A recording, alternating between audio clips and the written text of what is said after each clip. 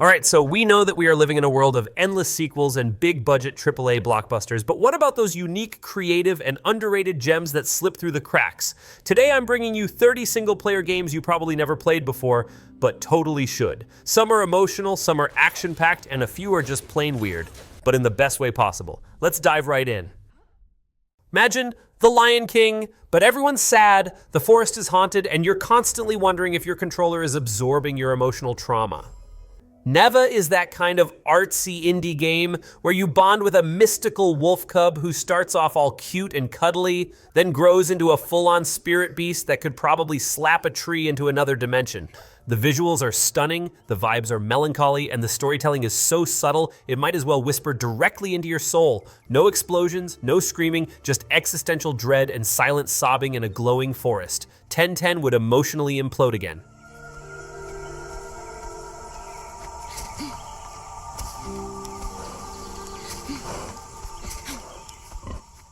Take your average sniper mission, now add a storyline written by someone who's clearly been staring into the void a bit too long, and then cram it all into a fever dream about revenge, cults, and bullets that break the laws of physics. Children of the Sun doesn't let you aim like a normal person. No, your bullet travels like it has a PhD in parkour and an anger management issue.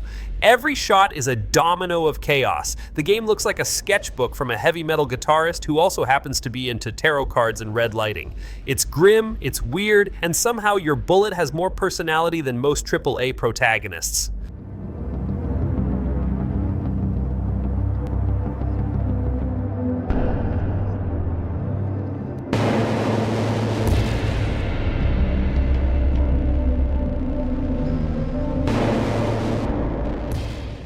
What if sand was your best friend, worst enemy, and also kind of your car? Atlas Fallen takes the whole desert adventure thing and says, let's throw in giant monsters, magical arm wrestling, and a combat system that feels like a caffeine overdose. You're gliding around dunes like a surfboarder in Mad Max cosplay, swinging sand-based weapons that look like a shovel and a sword got married in a tornado. The dialogue is occasionally cheesier than a stuffed crust pizza, but who cares? You're uppercutting rock monsters into orbit while surfing a desert. That's enough serotonin to cancel a therapy session.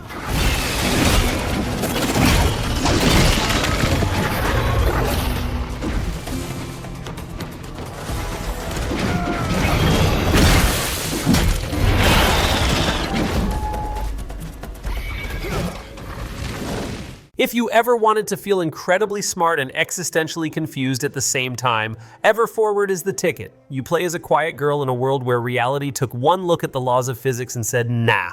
The puzzles are the kind that make you question your life decisions, your IQ, and why you thought this game would be a relaxing time. There's a mysterious cube, abstract landscapes that look like IKEA dreams after 3 Red Bulls, and a vague story about memory and motherhood that hits you out of nowhere like a sad ninja. It's calm, it's cryptic, and it'll make you feel both enlightened and personally attacked.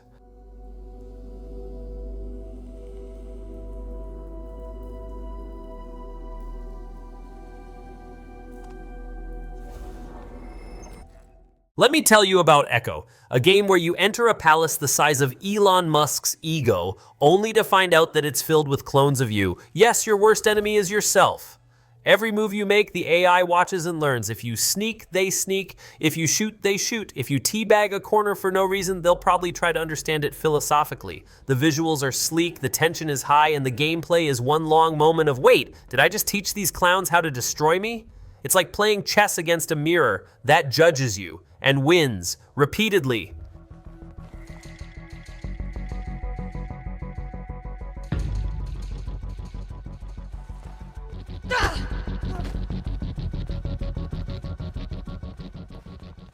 Gylt, the game that asks, what if Silent Hill was designed by someone who just finished watching Pixar but also hasn't slept in 3 weeks? You play as a girl searching for her cousin in a town that looks like depression turned into a shopping mall. Everything's foggy, creepy, and somehow allergic to sunlight. The monsters, straight out of a night terror you get after eating gas station sushi. It's stealth-based, which means a lot of crouching, flashlight flashing, and screaming internally every 30 seconds. It's like a horror movie, but you're the unpaid intern with asthma and a flashlight that runs on emotional support. Very chill.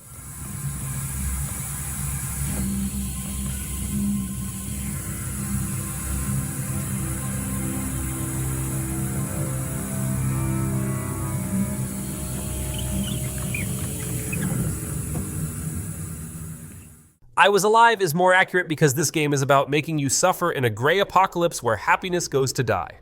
In I Am Alive, you scavenge for food, water, and the will to live. The climbing mechanics will make your fingers hurt just by watching, and the combat is basically, do you have bullets? No? Then bluff like your life depends on it because it does. The moral choices are so awkward you'll feel like you're in an office meeting where someone brought tuna for lunch. It's gritty, it's grim, and everyone you meet looks like they've just stubbed their toe and lost their entire family in one go.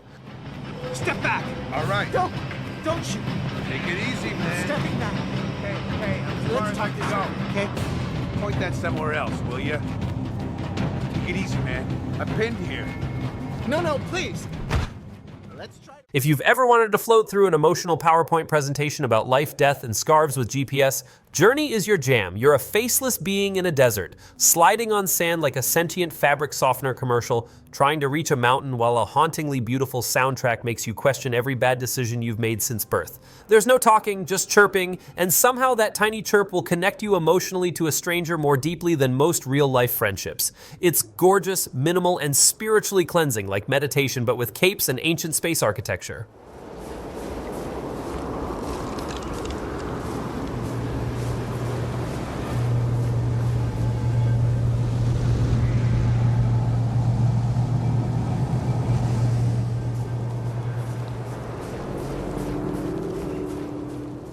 This game is proof that you don't need explosions or drama to be a star. Just be a slightly judgmental cat who's lost in the city and ready to cause property damage. In Little Kitty, Big City, you wander around knocking over trash cans, stealing snacks, and giving pedestrians the stink eye while wearing tiny hats. That's the entire game. And it's perfect. You can climb, jump, meow aggressively, and commit low-level mischief with zero consequences. It's Grand Theft Auto if your crimes involved rolling in puddles and refusing to come when called. It's wholesome chaos, and you will absolutely love it.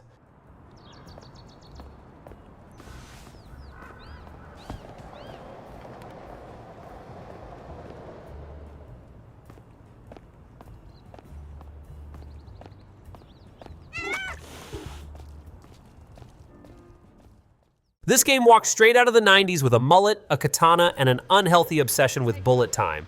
Wanted Dead is part hack and slash, part third-person shooter, and 100% confused about what decade it belongs to. You play as a cop who slices people like a fruit ninja on caffeine, and then casually lights up goons with a gun like she's late for karaoke. The cutscenes? Completely unhinged. One moment you're deep in a cyberpunk conspiracy, next you're eating ramen with an anime cat. The tone is everywhere and nowhere. It's janky, it's wild, and somehow it's also art.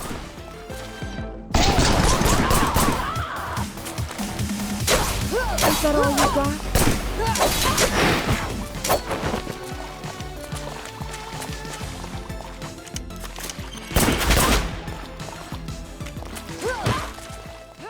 If Alice in Wonderland took a sharp left turn into a horror-themed Hot Topic fever dream, you'd land squarely in Alice. Madness returns.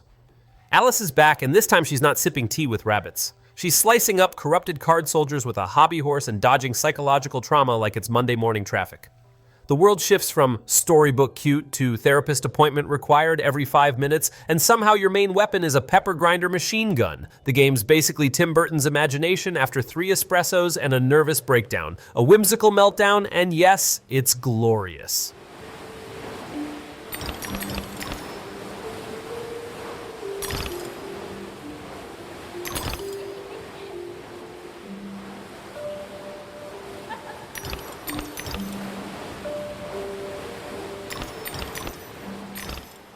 Now here's a game where climbing a massive ancient tower isn't just a game mechanic, it's basically your new lifestyle. In Jusant, you climb. That's it. You climb and think about your life, your regrets, and whether or not your thumbs are legally allowed to sue for emotional distress. You've got ropes, carabiners, and a weird water blob pet that's somehow both adorable and extremely judgmental. There's no combat, no dialogue, just vertical suffering and beautiful landscapes that distract you from the fact that you've fallen 43 times in the same spot. It's like yoga for your soul, except you cry more.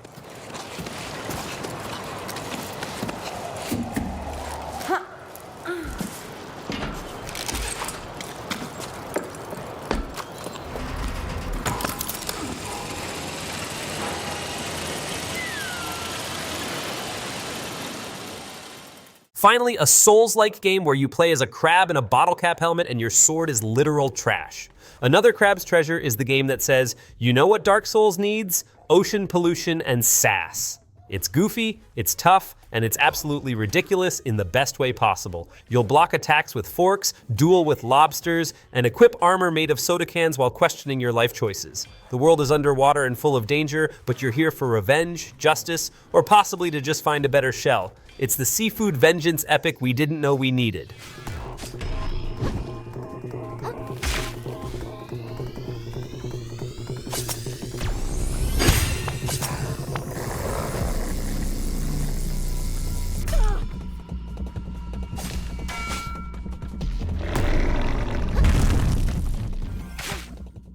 If you've ever wanted to play a drama where every decision feels like you're defusing a bomb made of family secrets, as Dusk Falls delivers. It's a motion comic with the energy of a tense Thanksgiving dinner. Awkward, unpredictable, and someone's probably hiding a gun. You bounce between two families, stuck in a mess involving robbery, betrayal, and emotional breakdowns delivered in dialogue so sharp it could cut glass. There's no real action, just panic-inducing choices that make you yell, "Why would you do that?" every 5 minutes. It's like a Netflix series where you get blamed for everything going wrong. Thank God we're out of that heat. Are we on vacation now? Do we get to go in the pool?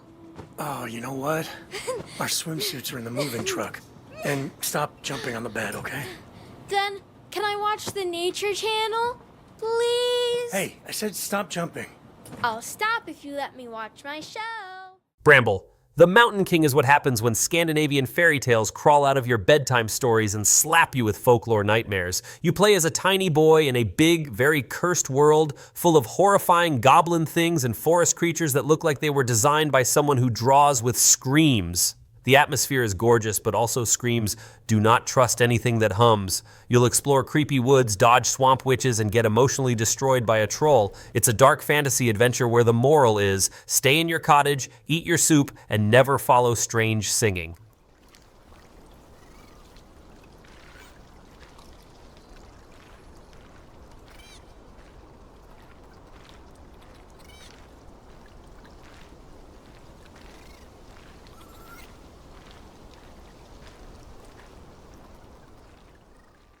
All right, Enslaved is what happens when someone reads Journey to the West, spills Mountain Dew on it, and decides to remake it in a post-apocalyptic scrapyard where everything's rusted, overgrown, and slightly emotionally unstable. You play as Monkey, a shirtless acrobat with enough upper body strength to shame Tarzan, who's been forced to escort a techie girl across a world full of murderous robots and collapsed architecture. There's climbing, combat, banter, and a lot of "I definitely didn't sign up for this" energy. It's like The Last of Us, if Joel did parkour and Ellie could hack vending machines with a Game Boy.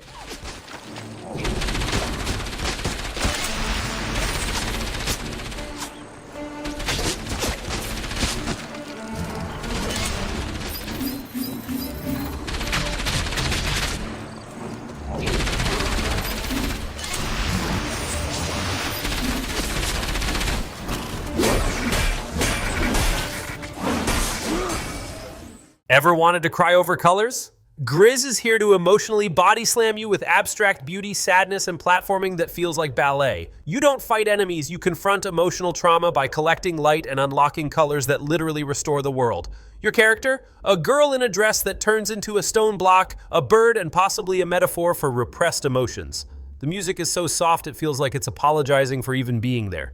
The whole game plays like a screensaver that went to art school and discovered its feelings, and yes, you will cry over pastel shades.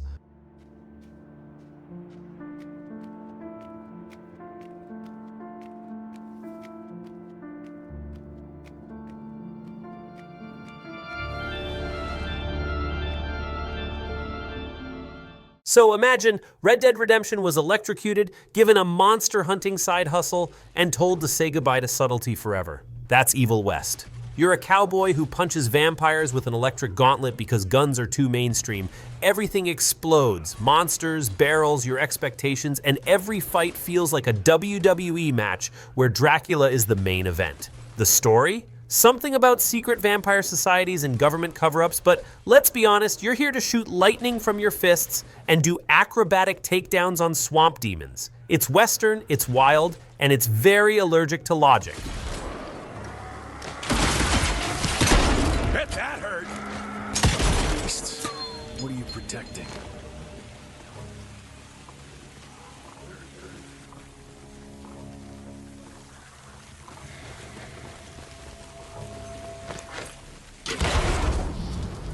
Mortal Shell is basically Dark Souls, but with fewer lore books and more body-swapping existential crisis. You start out as a skinny, pale blob who finds dead warrior bodies and just moves in. Like a haunted Airbnb, but with swords and despair. Combat is punishing, parries are everything, and getting hit feels like your controller is judging you. The harden mechanic literally turns your body into a rock mid-fight, because apparently the developers want you to fight like an emotional armadillo. It's dark, it's gritty, and the enemies all look like they've spent the last 500 years watching TikToks in the basement.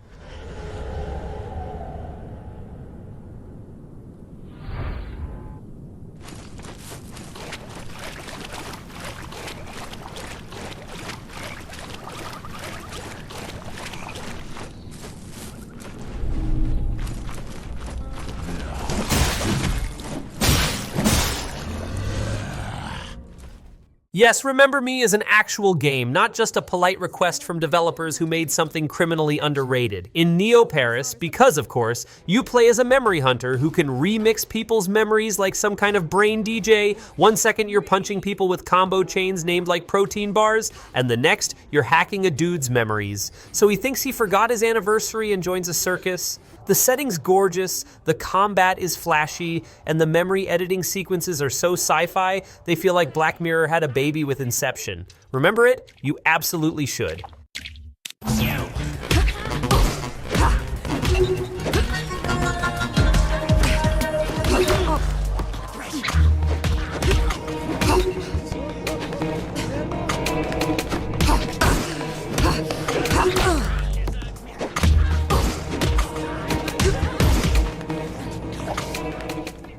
What if your anxiety had a skateboard and lived in a black hole? That's Solar Ash. You play as a neon-colored figure skating across a dying world, trying to fix space with vibes. It's not so much a game as it is a cosmic therapy session with lava monsters. Every boss is a skyscraper-sized creature who's mad at you for reasons you'll probably never understand, and traversal feels like Sonic got lost in a synthwave music video. You grind rails, slash goo, and philosophically wonder if the universe is worth saving, while also missing every collectible because you're going too fast. Existential dread has never looked so cool.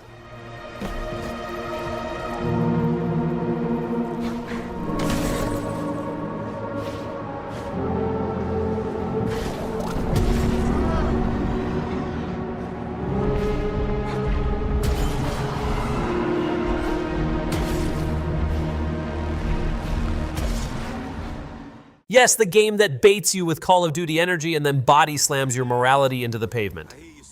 Spec Ops. The line starts with sandstorms and shooting, but quickly turns into a psychological breakdown wrapped in a military shooter's trench coat. You're not the hero. In fact, halfway through, you're not even sure if you're still a decent person. The sand is everywhere, the decisions are awful, and your squad mates start sounding like they desperately need therapy and a sandwich. It's like someone took a war movie, added Gylt as a main mechanic, and then kicked your soul in the teeth.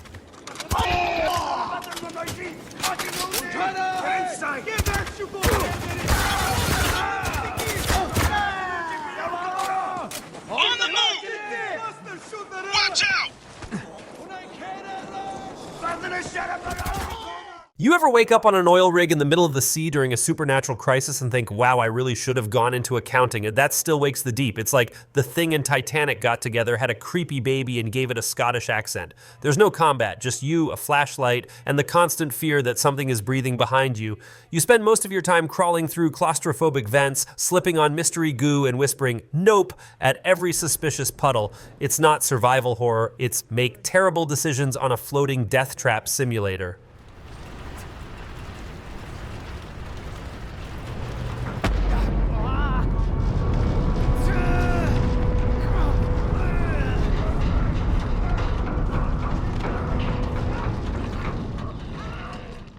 Steampunk London, werewolves, leather coats so detailed you can count the zippers. The Order, 1886, is a cinematic fever dream where you shoot mythological creatures with guns powered by Tesla's leftover homework. The plot thinks it's Shakespeare, the characters talk like they're allergic to contractions, and everything is so dramatic it might accidentally burst into opera. Also, it's about 5 hours long and spends 3 of those hours just admiring its own mustaches. But honestly, worth it just to see a man in a monocle yell something noble while reloading a lightning rifle. It's classy nonsense, and I salute it. It's on the stairs. Shit.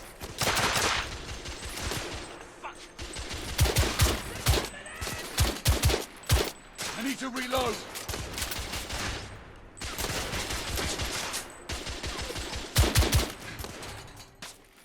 The surge is what you get when someone said, "Let's make Dark Souls, but everyone's wearing exosuits and yelling about corporate greed." You play as a guy in a mech rig who's just trying to start a job and immediately gets black mirrored into a dystopian mess filled with malfunctioning robots and disgruntled ex-employees with chainsaws for arms. You don't just kill enemies, you dismember them so you can literally steal their limbs and wear them. The difficulty curve is less a curve and more a slap from a forklift. It's brutal, it's sweaty, and it's the only job interview that requires dodging missile barrages.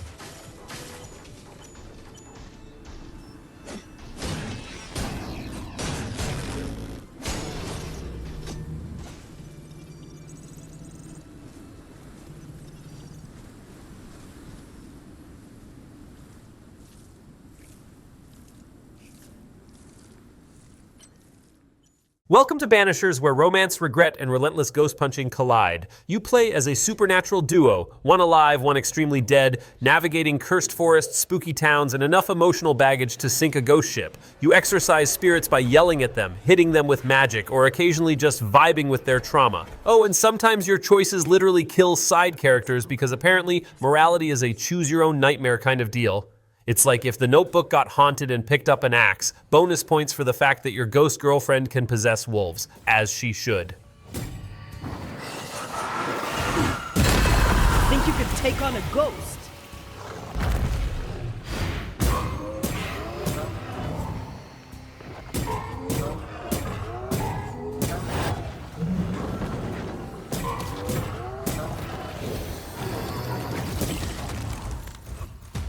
Kena is like Pixar, the game, but instead of finding your family or learning a lesson, you're using adorable soot gremlins to demolish corruption monsters. You're a spirit guide, which sounds nice until you realize that means part-time therapist for angry ghosts with unfinished business. Combat is snappy. The animations are so smooth they might be made of butter, and those little black puffball creatures? Yeah, they'll steal your heart, and your last healing item when you need it most. It's charming, it's magical, and somehow you'll cry over a rock. Not a person. A rock. Don't ask.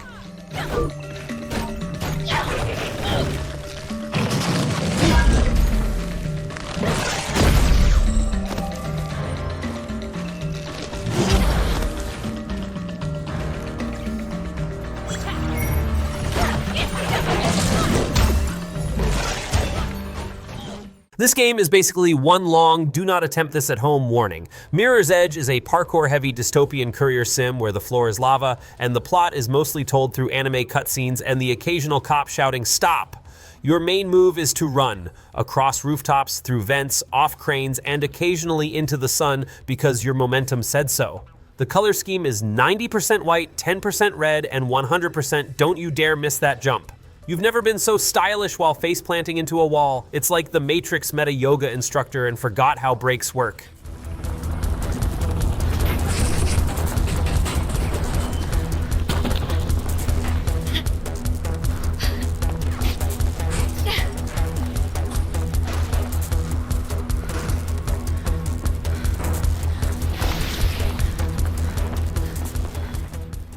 You're a future cop with a pet demon on a leash. That's it. That's the pitch. Astral Chain is Platinum Games at their most unhinged. You're dragging interdimensional monsters into this world and using them as part-time coworkers who also occasionally double as motorcycles. Combat, chaotic ballet with punching. Story, anime nonsense turned up to 11.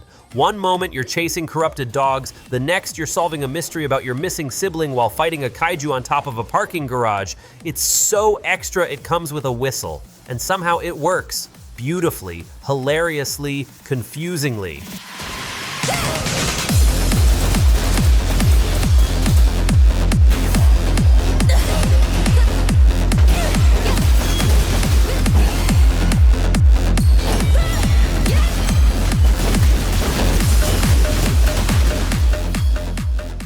Imagine Assassin's Creed Odyssey got drunk, made out with Zelda, Breath of the Wild, and then woke up in a Saturday morning cartoon. That's Immortals Phoenix Rising. You're a sarcastic demigod flying around Greek mythology with a talking bird and enough one-liners to fill Mount Olympus. The puzzles are charming, the combat is zippy, and the narration, it's Zeus and Prometheus roasting each other like a mythological buddy comedy podcast. Every enemy feels like it's seconds away from asking you for a Yelp review, and every moment is sprinkled with just enough silliness to make you forget you're saving the world. Again.